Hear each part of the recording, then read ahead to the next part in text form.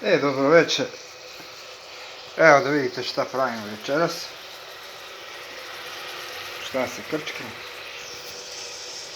Kako smo i obećali. Špagete sa sardinama i tunjevinom. Evo ga. Ste vidite kako to mešam.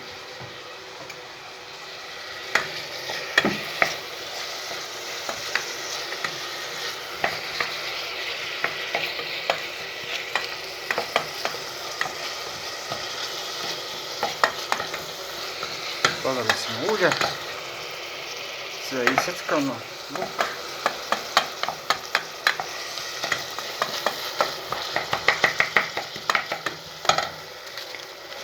peršak, možete i rođiju da dodate.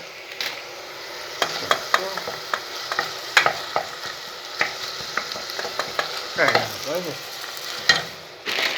Imamo tu i testeninu, sardina.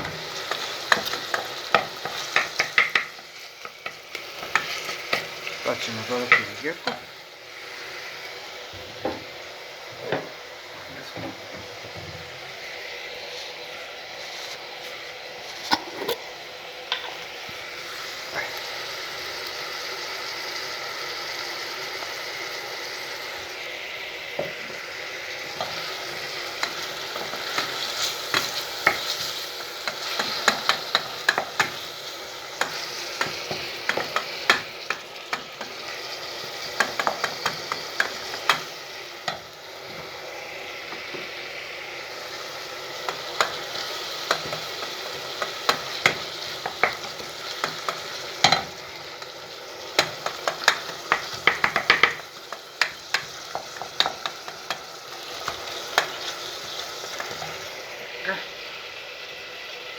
Znači ovo je paradajz sos,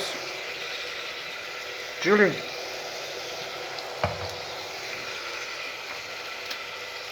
naravno biber,